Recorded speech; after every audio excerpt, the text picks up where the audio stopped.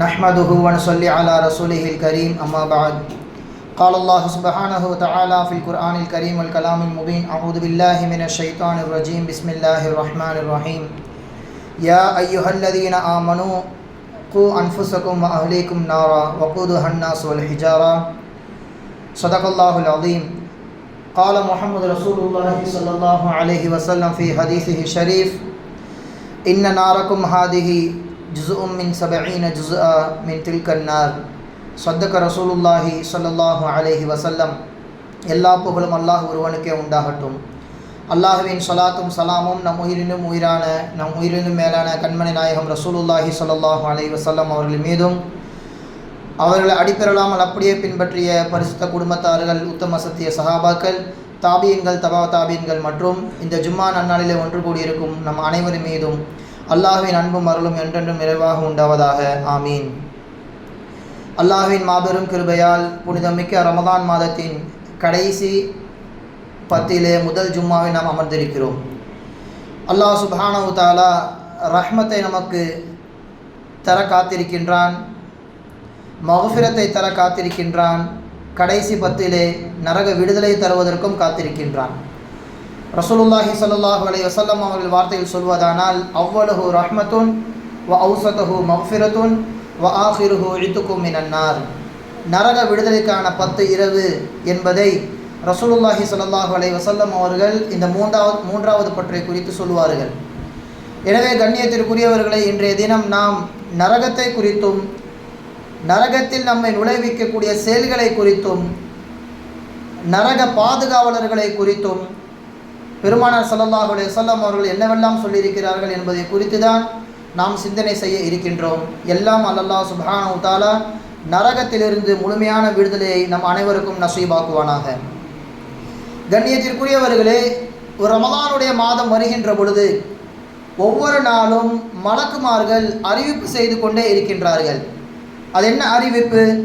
ரமலான் வந்துவிட்டது, ஷைத்தான்கள் விலங்கிடப்பட்டு விட்டார்கள், ஜின்கள் விரட்டி அடிக்கப்படுவார்கள், நரகம் முழுமையாக மூடப்பட்டு விட்டது, அதன் ஒரு வாசல் கூட, ஒரு கதவு கூட திறக்கப்படாது, சொர்க்கம் முழுமையாக உங்களுக்கு திறக்கப்பட்டு விட்டது. வயுனாதி முனாதின், அப்போது ஒரு அறிவிப்பாளர் வந்து அறிவிப்பு செய்வார், யா பாகி அல் ஹைர் அக்பில், நன்மை செய்வோரே விரைவாக முந்துங்கள், வயா பாகி அஷர் அகுசிர், பாவத்தை செய்யக்கூடியவர்களே ரமலானிலாவது பாவத்தை குறைத்து கொள்ளுங்கள், வலில்லாஹி உல்ககாஉம் மினன்னார் வதாலிக குல்லு லைலா. இந்த ரமலானுடைய மாதத்திலே அல்லாஹ்விற்கென்று சில நரக விடுதலை பெற்றவர்கள் இருப்பார்கள் என்று ஒவ்வொரு நாளும் மலக்குமார்கள் இந்த அறிவிப்பை செய்து கொண்டே இருக்கிறார்கள் என்பதாக நாம் ஹதீஸிலே காண்கிறோம். எனவே அல்லாஹ் சுப்ஹானஹு வ தஆலா நரக விடுதலையை தருவதற்கு காத்து கொண்டிருக்கின்றான். நரகத்தில் புகாதவாறு அல்லது நரகத்திற்கு நம்மை கொண்டு செல்லக்கூடிய செயல்களை செய்யாதவாறு நாம் நம்மை தற்காத்து கொள்ள வேண்டும். அமல்களில் உயர்ந்த சஹாபா பெருமக்கள் வாழ்வை நாம் பார்க்கின்றோம். குகைத்தோழர் ஹஸரத் அபூபக்கர் சித்திக் ரலியல்லாஹு தஆலா அன்ஹு அவர்கள் பெருமானாரின் மாமனார், இஸ்லாம் வருவதற்கு முன்பாகவே அவர்கள் உற்ற நண்பர், அமல்களில் அவர்களை போன்று மிஞ்சிய நபர் யாரும் கிடையாது. சொல்லப்போனால் சஹாபாக்களில் மற்ற யார் வேண்டுமானாலும் ஒரு பேச்சுக்கு ஒருவர் திட்டுகிறார் என்றாலும் கூட அபூபக்கர் ரலியல்லாஹு தஆலா அன்ஹு அவர்களை ஒரு பேச்சுக்கு திட்டினாலும் அவர் காஃபிராக மாறிவிடுவார். காரணம், குர்ஆனிலே அல்லாஹு தஆலா அபூபக்கர் ரலியல்லாஹு தஆலா அன்ஹு அவர்களை சாஹிப், நபியின் தோழர் என்பதாக அல்லாஹு தஆலாவை அடையாளம் காண்பித்து விட்டான். எனவே அவர்களை குறித்து மனதில் கெட்டது நினைத்தாலும் கூட அவர் நரகவாதியாகி விடுவார், காஃபிராகி விடுவார் என்பதாக மார்க்க பெருமக்கள் சொல்லி காட்டுவார்கள். அப்படிப்பட்ட ஈமானில் சிறந்த அபூபக்கர் ரலியல்லாஹு தஆலா அன்ஹு அவர்கள் வாழ்வு எப்படி இருந்தது? வீட்டில் அமர்ந்திருக்கின்ற பொழுது மரத்தில் ஒரு பறவை வந்து அமர்கிறது. அதனை கண்ட அபூபக்கர் ரலியல்லாஹு தஆலா அன்ஹு அவர்கள், தூபா லக்க யா தய்ர், பறவையா உனக்கு நல்ல செய்தி உண்டாகட்டும், உனக்கு என்ன கவலை? இஷ்டம் போல் மரத்தில் வந்து அமர்கிறாய், அதில் உள்ள பழங்களை சாப்பிடுகின்றாய், உனக்கான அஜல் தவணை முடிந்தவுடன் நீ வஃபாத் ஆகிவிடுகின்றாய், உனக்கென்று கேள்வி கணக்குகள் கிடையாது. யாழை தனி மக்கானக்க, உன்னை போன்று நான் இருந்திருக்க வேண்டுமே, மனிதனாக பிறந்ததனால் எனக்கு எவ்வளவு கேள்விகள், எவ்வளவு சிரமங்களை தாங்க வேண்டியுள்ளது, நாளை மறுமை அல்லாஹு தாலா என்னை என்ன செய்வானோ என்கின்ற பதற்றத்திலேயே நான் வாழ்கின்றேன், உன்னை போன்று நான் ஆகியிருக்க வேண்டுமே என்பதாக சொல்வார்கள் அபூபக்கர் சித்திக் ரலியல்லாஹு தஆலா அன்ஹு அவர்கள். ஈமானிலே கரை கண்ட அபூபக்கர் ரலியல்லாஹு தஆலா அன்ஹு அவர்கள் நிலைமையே இப்படி என்றால் நம்மை போன்ற மனிதர்கள் நிலைமை என்னவென்று சொல்வது? எப்படி நாம் அல்லாஹ்வை மறந்தோம், நரகத்தை கண்டும் அஞ்சாமல் இந்த உலகத்தில் வாழ முடியும்? ஒரு நரகத்தின் பேச்சை எடுத்தாலே சஹாபாக்களின் நிலைமை நடுநடுங்கி போய்விடுவார்கள். குர்ஆனிலே ஒரு வசனம் அன்றைய தினம் இறக்கப்பட்டது, வ இன்ன ஜஹன்னம லமவ்இதுஹும் அஜ்மஈன், நிச்சயமாக அவர்களுக்கு வாக்களிக்கப்பட்ட நரகம் தயார் செய்து வைக்கப்பட்டுள்ளது என்ற வசனம் இறங்கியவுடன் சல்மான் ஃபாரிசி ரலியல்லாஹு தஆலா அன்ஹு அவர்கள் 3 நாளுக்கு தலைமறைவு. எங்கே அந்த நரகத்திற்கு சொந்தக்காரனாக நான் ஆகிவிடுவேனோ என்று 3 நாட்கள் யார் கண்ணிலும் படாமல் தனியாக வாழ்ந்தார்கள் என்பதாக நாம் கிதாபுகளிலே பார்க்கின்றோம். தன்பீஹுல் காஃபில் என்கின்ற கிதாபுகளிலே பதிவு செய்யப்பட்டுள்ளது. அவர்கள் நரகவாதியா? பெருமானார் ஸல்லல்லாஹு அலைஹி வஸல்லம் ஒரு சுஹபத்தை பெற்றவர்கள். என்னை பார்த்தவர் நரகத்தில் நுழைய மாட்டார், என்னை பார்த்தவர் நரகத்தில் நுழைய மாட்டார் என்று இவ்வளவு ஆதாரங்களை ஸல்லல்லாஹு அலைஹி வஸல்லம் அவர்கள் எடுத்து வைத்தும் ஒரு நரகம் என்கின்ற பேச்சு வருகின்ற பொழுது சஹாபாக்கள் முழுக்க நிலை குலைந்து போய்விடுவார்கள் என்பதை நாம் பார்க்கின்றோம். ஒரு வெயிலின் தாக்கத்தை நம்மால் தாங்க முடியவில்லை, அடிக்கடி முகத்தை கழுவுகின்றோம், ஏசி போட்டு குளிர்ச்சியில் நாம் இருக்கின்றோம். அன்றைய ஒரு நாள் அப்படிதான் நடந்தது. ஒரு ஜனாசா தொழுகையிலே உமர் இப்னு அப்துல் அசீஸ் ரஹிமஹுல்லாஹ் அவர்கள் தொழுகை வைக்கின்றார்கள். தொழுது முடித்த உடனே மக்கள் நிழலை கண்டு ஓடுகிறார்கள். தூசி மேலே பட்டுவிடக்கூடாது, வேலின் உஷ்ணம் தண்ணின் மீது பட்டுவிடக்கூடாது என்று ஒவ்வொருவரும் நிழல் இருக்கின்ற பகுதிகளுக்கு மரங்களை நோக்கி ஓடுகின்றார்கள். அதனை கண்ட Abu Bakr Umar ibn Abdul Azeez ரஹிமஹுல்லாஹ் அவர்கள் சொன்னார்கள், தற்காலிகமான உலகத்தின் சூடை, தற்காலிகமான இந்த தூசிகளை கண்டு நீங்கள் பயந்து ஓடுகின்றீர்கள், நிரந்தரமாக உங்கள் மீது மண் படியக்கூடிய கபரை கண்டு நீங்கள் பயப்பட மாட்டீர்கள். நாளை நிரந்தரமாக உங்கள் மீது இருக்கின்ற நரக நெருப்பின் உஷ்ணத்தை கண்டு நீங்கள் பயப்படாமல் இருக்கின்றீர்களே, தற்காலிகமானதை கண்டு பயப்படும் நீங்கள் நிரந்தரத்தை கண்டு எப்போது பயப்பட போகிறீர்கள் என்பதாக கேள்வி எழுப்புவார்கள் உமர் இப்னு அப்துல் அசீஸ் ரஹிமஹுல்லாஹ் அவர்கள். உலகிலே அல்லாஹு தாலா எதுவெல்லாம் மறுமையில் மனிதன் சந்திக்க போகின்றானோ எல்லாவற்றிற்கும் ஒரு உதாரணத்தை வைத்திருப்பான். உலகத்தின் இன்பமா, இந்த இன்பத்தை விட சொர்க்கத்தின் இன்பம் உங்களுக்கு பேரின்பமாக இருக்கும், அதனுடைய சிற்று இன்பம் தான் இந்த உலக இன்பம். நரகமா, நரகத்துடைய நெருப்பை விட உலகத்தில் நீங்கள் பயன்படுத்துகின்ற நெருப்பு என்பது ஒரு சின்ன கீற்று தான். நரக நெருப்பிற்கு இது ஒரு பங்கு தான். மீதி 69 வகையான நெருப்பு வகைகளை, நெருப்பின் தாக்கத்தை அல்லாஹு தாலா நரகத்திலே தயார் செய்து வைத்திருக்கின்றான்.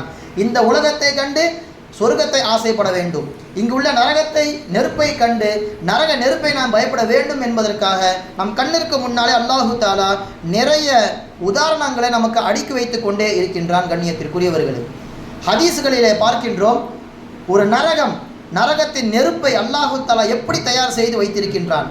சுமார் 3000 வருடங்கள் அல்லாஹு தாலா நெருப்பை சூடுபடுத்துகின்றான். நெருப்புக்கே சூடு. 1000 வருடங்களை அதை சூடுபடுத்துகின்ற பொழுது முதலில் கருஞ்சிவப்பாக மாறுகிறது, கடுமையான சிவப்பு. மீண்டும் அல்லாஹு தஆலா 1000 வருடம் நெருப்புக்கே நெருப்பை கொடுக்கின்றான், சூடு ஏற்றுகின்றான். அந்த நெருப்பு வெண்மையாக மாறுகின்றது. 2000 வருடங்கள் இப்படியே போகின்றன. மீண்டும் அல்லாஹு தஆலா 1000 வருடத்தை கொடுத்து நெருப்புக்கு மீண்டும் சூடு ஏற்றுகின்றான். சூடு ஏற்றுகின்ற பொழுது அது கருமையாக மாறிவிடுகிறது. எந்த அளவிற்கு என்றால், உலகத்திலே நாம் ஒரு வெளிச்சமே இல்லாத பகுதிக்கு செல்கின்ற பொழுது நம் உடம்பில் உள்ள உறுப்புகளை நம்மளாலே பார்க்க முடியாது. அந்த அளவிற்கு கும்மிருட்டாக இருக்குமே, அந்த அளவிற்கு நரகத்துடைய நெருப்பு கடுமையான கருப்பாக மாறியது.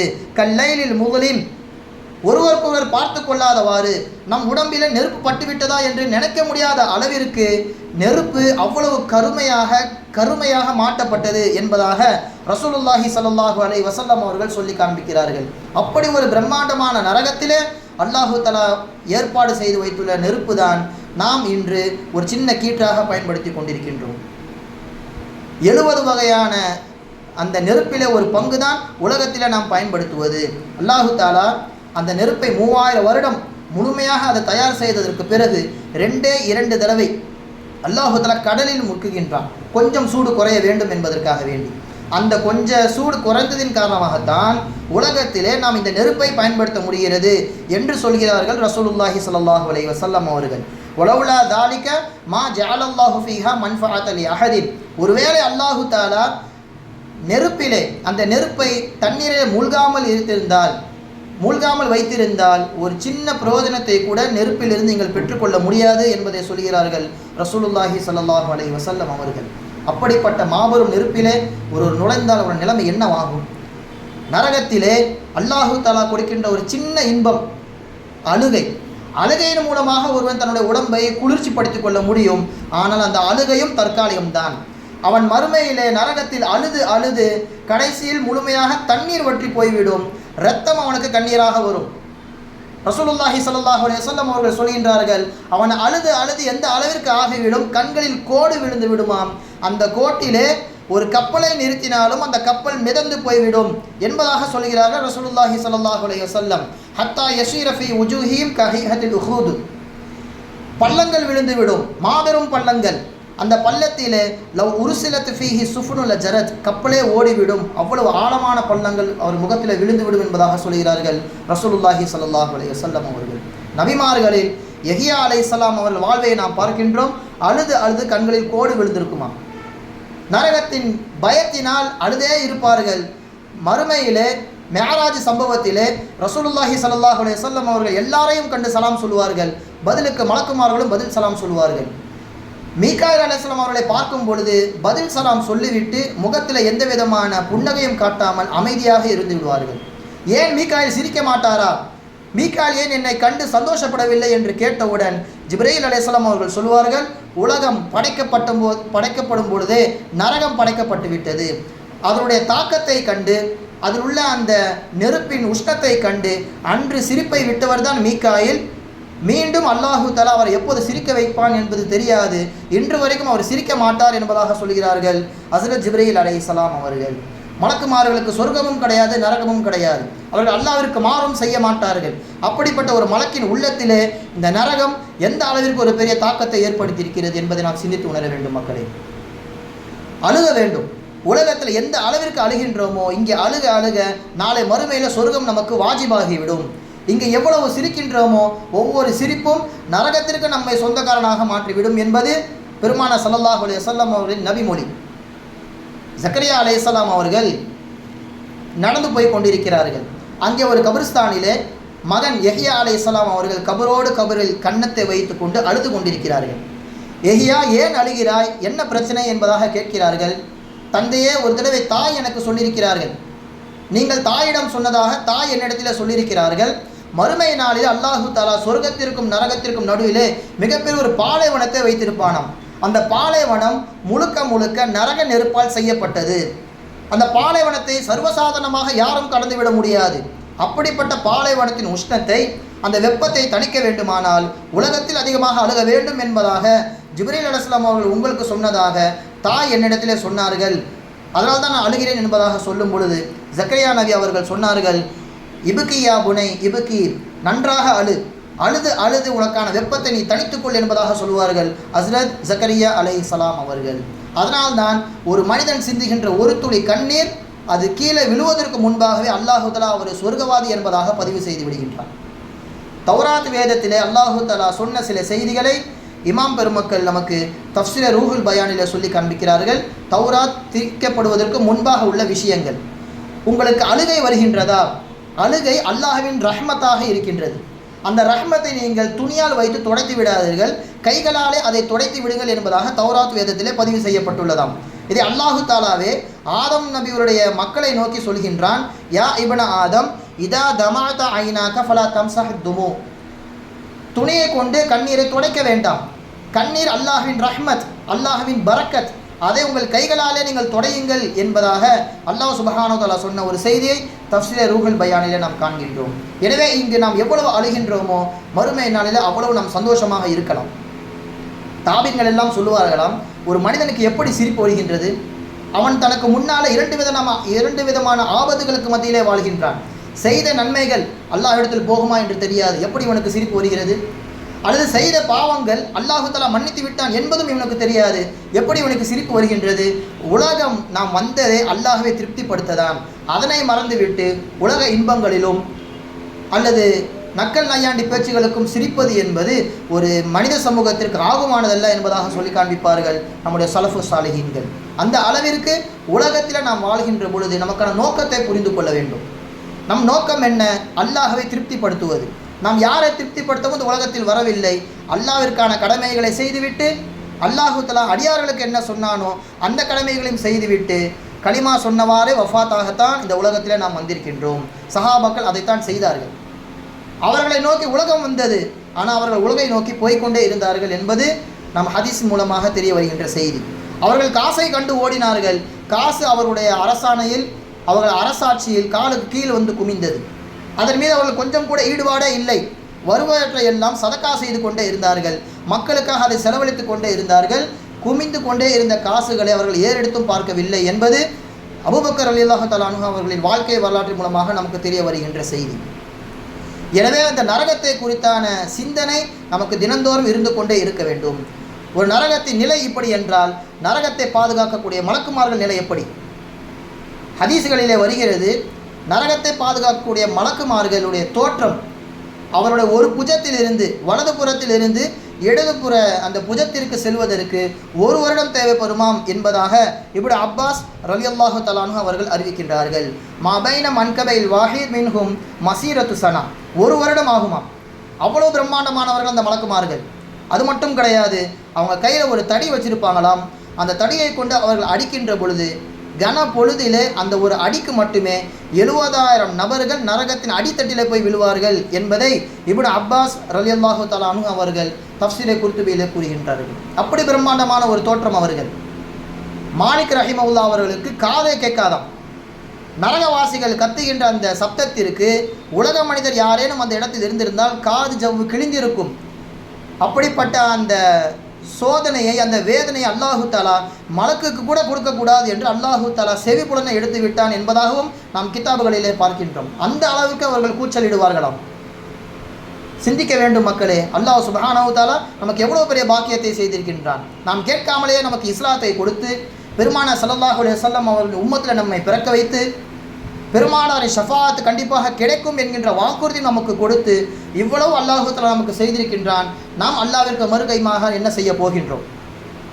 மேலும் சொன்னார்கள், உமர் ரலியல்லாஹு தஆலா அன்ஹு அவர்கள் அவ்வப்போது சபையிலே சஹாபாக்களிடத்திலே எனக்கு ஏதேனும் உபதேசம் செய்யுங்கள், மறுமையை குறித்து பேசி என்னை பயமுடுத்துங்கள் என்பதாக சொல்வார்களாம்.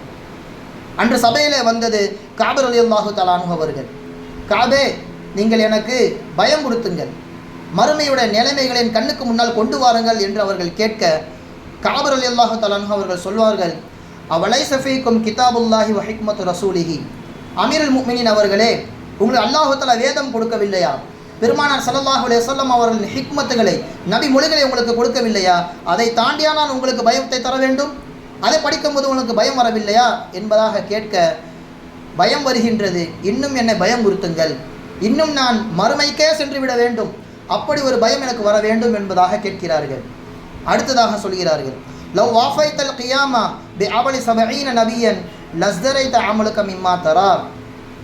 அமீருல் முஃமினீன் அவர்களே, நீங்கள் 70 நபிமார்களின் அமல்களை கொண்டு வந்து மறுமை நாளில் நின்றாலும் என் அமலெல்லாம் ஒன்றுமே இல்லை என்று நீங்கள் நினைக்கின்ற அளவிற்கு மறுமை நிலைமைகள் மிகவும் கொடூரமாக இருக்கும். அங்கே நபிமார்களே தன்னை கண்டு பயப்படுவார்கள். என் நிலைமை என்ன ஆகுமோ? யா நஃப்சி யா நஃப்சி, நான் இன்னைக்கு தப்பிப்பேனா? அல்லாஹ் தஆலா என்னை பாதுகாப்பானா என்பதாக நபிமார்களே அந்த இடத்திலே புலம்பிக் கொண்டு இருப்பார்கள், நம் ரசூலுல்லாஹை தவிர்த்து. அவங்க மட்டும் தான் யா உம்மத்தி, என் சமூகம் என்ன ஆகுமோ, என் மக்களை தப்பிப்பார்களா மாட்டார்களா என்பதாக ரசூலுல்லாஹ் நம்மை கண்டு கவலைப்படுவார்கள். மற்ற அனைத்து நபிமார்களும் தன்னை பற்றி மட்டும்தான் நினைப்பார்கள். அப்போ உமரே, நீங்கள் நினைத்துக் கொள்ளுங்கள், 70 நபிமார்கள் அமலும் உங்களுக்கு அந்த நேரத்திலே திடுக்கத்தை தான் தரும் என்பதாக சொல்கிறார்கள் கஅப் ரலியல்லாஹு தஆலா அன்ஹு அவர்கள். இன்னும் எனக்கு பயத்தை ஏற்படுத்துங்கள் என்று உமர் ரலியல்லாஹு தஆலா அன்ஹு அவர்கள் சொல்ல, அல்லாஹு தஆலா நரகத்தின் ஒரு சின்ன கதவை, ஒரு துளை அல்லாஹு தஆலா ஏற்படுத்தினாலும் அந்த உஷ்ணத்தின் காரணமாக உலக மக்கள் அந்த இடத்துல இருந்தால் என்ன ஆவார்கள்? லகலா திமாகுஹு ஹத்தா யஸீல மின் ஹர், அந்த உஷ்ணத்தின் காரணமாக, வெப்பத்தின் காரணமாக மூளை உருகி ஊற்றிவிடும். அந்த அளவிற்கு அல்லாஹு தஆலா மாபெரும் ஒரு நெருப்பை தயார் செய்து வைத்திருக்கின்றான். இது உங்களுக்கு பயத்தை தரவில்லையா? ஆம், தருகின்றது. இன்னும் எனக்கு பயத்தை ஏற்படுத்துங்கள் என்பதாக சொல்ல மீண்டும் சொன்னார்கள், அல்லாஹ் சுப்ஹானஹு வ தஆலா நரகத்தை கொதிக்க விடுவானாம். ஏற்கனவே சொன்னதை போன்று 3000 வருடம் அல்லாஹு தஆலா அதை கொதிநிலையிலே வைத்திருக்கின்றான். அப்படிப்பட்ட நரகத்தை மறுமை நாளில் மீதும் அல்லாஹு தஆலா கொதிக்கச் செய்வான். அந்த காட்சியை கண்டவுடன் மலக்காக இருந்தாலும் நபியாக இருந்தாலும் எல்லோரும் மண்டியிட்டு சஜ்தா செய்வார்கள். சஜ்தா செய்து, யா அல்லாஹ் என்னை மன்னித்து விடு, என்னை இந்த நரகத்தை விட்டும் பாதுகாத்து விடு என்பதாக எல்லோரும் மண்டி போட்டு அல்லாஹு தாலாவிடத்தில் கெஞ்சுவார்களாம். அதில் இப்ராஹிம் அலைஹிஸ்ஸலாம் அவர்கள், யா அல்லாஹ் என்னை காப்பாற்று, நான் இன்று என்னை பற்றி தான் கவலைப்படுவேன் என்பதாக சொல்கிறார்கள் இப்ராஹிம் அலைஹிஸ்ஸலாம் அவர்கள். இந்த சம்பவங்கள் எல்லாம் இப்னு அபி ஷைபா என்ற நூலிலே பதிவு செய்யப்பட்டுள்ளது. மேலும் சொன்னார்கள் காபிர் ரலியல்லாஹு தஆலா அன்ஹு அவர்கள், இதற்கு மேல் உங்களை பயமுறுத்த வேண்டுமானால் நான் ஒரே ஒரு வசனத்தை மட்டும் சொல்லிவிடுகின்றேன். சொல்கிறார்கள், யௌம தஅதி குல்லு நஃப்ஸின் துஜாதிலு அன் நஃப்ஸிஹா வ துவஃபா குல்லு நஃப்ஸின் மா அமிலத் வ ஹும் லா யுظلمون. மறுமை நாளிலே அல்லாஹு தஆலா ஒவ்வொரு மனிதனின் அமல்களையும் கொண்டு வருவான். ஒவ்வொரு அமலையும் கொண்டு வரும் பொழுது அந்த அமல் எந்தில்லை, அது என்னோடது கிடையாது என்பதாக அவன் வாதிடுவான். அல்லாஹு தஆலா உலகத்தில் அவன் செய்த காட்சிகளை அவனுக்கு முன்னால் போட்டு காமிப்பான். இதுவெல்லாம் நீ செய்தது தான், இப்போது மறுக்கிறாயே என்பதாக அல்லாஹு தஆலா மறுமை நாளிலே காட்சியாக உங்களுக்கு காண்பிப்பான். இந்த பயம் உங்களுக்கு போதாதா என்று சொன்னவுடன் உமர் ரலியல்லாஹு தஆலா அன்ஹு அவர்கள் கண்ணீர் சிந்தியவர்களாக, போதும் இதோடு நிறுத்திக் கொள்ளுங்கள் என்பதாக சொல்வார்கள். கண்ணியத்திற்குரியவர்களே, சஹாபாக்களின் நிலைமை இவ்வாறு. நாம் நம்மை எப்படி மறுமை நாளிலே கொண்டு செல்ல போகின்றோம்? ஒரு ரமலான் வந்துவிட்டது, இப்போது முடிய போகின்றது. ரமலானுக்கு பிறகு என்னுடைய நிலைமைகள் என்ன? இங்கே என்னால் தஹஜ்ஜுத் தொழுக முடிந்தது, குர்ஆன் ஓத முடிந்தது, ரமலானுக்கு பிறகும் நான் இப்படி இருப்பேனா? அல்லது நான் செய்த இந்த அமலே அல்லாஹ்விடத்தில் போய் சேர்ந்து விட்டதா என்பதை நான் எப்படி முடிவு செய்ய முடியும்? அப்போ அந்த நரகத்தின் சிந்தனை எனக்கு எப்போதும் இருந்து கொண்டே இருக்க வேண்டும் என்பதுதான் இந்த சம்பவங்கள் மூலமாக நமக்கு தெரிய வருகின்ற செய்தி. ரசூலுல்லாஹி ஸல்லல்லாஹு அலைஹி வஸல்லம் அவங்க சில சமயத்தில் ஃபஜ்ர் தொழுது முடித்த உடனே வந்து, இன்றைக்கி யாரேனும் கனவு கண்டீர்களா என்பதாக கேட்பார்கள். அன்றைக்கி அப்படி தான் ஒரு நாள் கேட்டாங்க, யார் ரசூலுல்லாஹ் எங்களை யாருமே கனவு காணலை என்று சொன்னவுடன், இன்று நான் ஒரு கனவு கண்டேன், அந்த கனவிலே என்னை 2 மலக்குமார்கள் எழுப்பி கனவில் அழைத்து செல்கின்றார்கள். போய்கொண்டே இருக்கின்ற பொழுது ஒரு மனிதருடைய தாடைக்கு கீழாக இருந்து கொக்கியிலே அவர் குத்தப்படுகின்றார். அந்த குத்தப்பட்ட கொக்கி அவருக்கு தலைவலியாக வருகின்றது. பயங்கரமாக அவர் அலறுகிறார். சிறிது நேரத்தில் அந்த கொக்கி எடுக்கப்படுகின்றது, தாடைகள் ஒன்றாக இணைந்து விடுகின்றன. இப்படியே இவர் குத்திக்கொண்டே இருக்கிறார், அவர் அலறுகிறார். யார் இவர் என்பதாக நான் கேட்டேன். இன்தலிக் முஹம்மதே, முன்னேறி செல்லுங்கள் என்பதாக எனக்கு சொல்லப்பட்டது. இன்னும் கொஞ்ச தூரம் நான் சென்றேன். அங்கே ஒரு நபர் படுத்து கொண்டிருக்கிறார். அவருடைய தலையில் இன்னொரு நபர் மிகப்பெரிய ஒரு பாறாங்கலை எடுத்து போடுகின்றார். போட்டவுடன் தலை சுக்குநூறாக நொறுங்கிவிட்டது. அந்த பாறை உருண்டு போகின்ற பொழுது அதை எடுக்க இவர் போகிறார். எடுத்து வருகின்ற பொழுது மீண்டும் தலை சேர்ந்து விட்டது. இப்படியே இவர் போட தலை மீண்டும் சேருகின்றது. யார் இது என்பதாக நான் கேட்டேன். இன்தலிக் முஹம்மதே, முன்னேறி செல்லுங்கள் என்பதாக எனக்கு சொல்லப்பட்டது. கொஞ்ச தூரம் போனேன். ஒரு குழி இருந்தது. அந்த குழிக்குள்ளே நான் எட்டி பார்த்தேன். உள்ளே ஆண்களும் பெண்களும் நிர்வாணமாக நரக நெருப்பிலே கொதித்து கொண்டிருந்தார்கள். அவர்களால் அந்த குழியிலிருந்து வெளியே வர முடியவில்லை. இவர்கள் யார் என்பதாக நான் கேட்டேன். முஹம்மதே, முன்னேறி செல்லுங்கள் என்பதாக எனக்கு சொல்லப்பட்டது. இன்னும் கொஞ்ச தூரம் போனேன். அங்கே போகின்ற பொழுது இரத்த ஆறு இருந்தது. அந்த இரத்த ஆறுக்கு நடுவில் ஒரு பாறையின் மீது அமர்ந்திருந்தார். யாரெல்லாம் அந்த இரத்த ஆறிலிருந்து வெளியே வருகின்றார்களோ அந்த நடுப்பகுதியில் இருக்கின்ற அந்த நபர் கல்லை கொண்டு எறிவார். அது அவருடைய தாடையில் பட்டு மீண்டும் அந்த இரத்த ஆறிலே விழுந்து விடுவார். இவர் யார் என்பதாக நான் கேட்டேன். முஹம்மதே, முன்னேறி செல்லுங்கள் என்பதாக எனக்கு சொல்லப்பட்டது. இன்னும் கொஞ்சம் தொலைவு சென்றேன். அங்கே பச்சை பசுமையான ஒரு இடம். ஒரு நபர் இருக்கிறார், அவரை சுற்றி பிள்ளைகள். இன்னும் கொஞ்சம் தூரத்தில் ஒரு நபர் நெருப்பை எரித்து கொண்டிருக்கிறார். இவர்களெல்லாம் யார் என்பதாக கேட்டேன். சொல்கிறேன், முன்னேறி செல்லுங்கள் என்பதாக சொல்லப்பட்டது. கொஞ்ச தூரம் போகின்ற பொழுது ஒரு கதவு திறக்கப்படுகிறது. அங்கே ஆண்கள், பெண்கள், பெரியவர்கள், சிறியவர்கள், வாலிபர்கள் என்று நிறைய நபர்கள் அங்கே இருக்கிறார்கள்.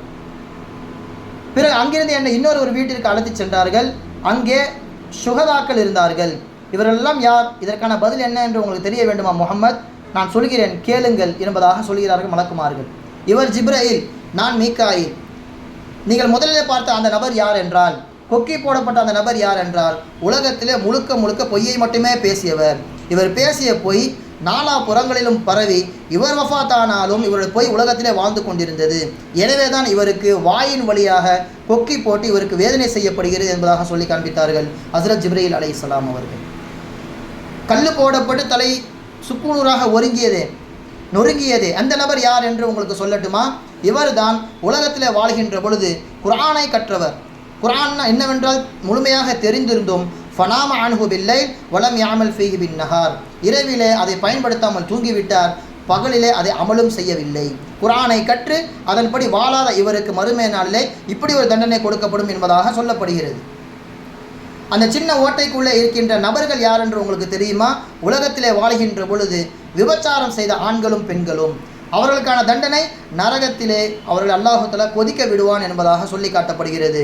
பிறகு இரத்த ஆறுக்கு நடுவிலே சில நபர்கள் தப்பிக்க முயன்றார்கள், கல்லை கொண்டு அடிக்கப்பட்டது. இவர்கள் யார் என்று தெரியுமா?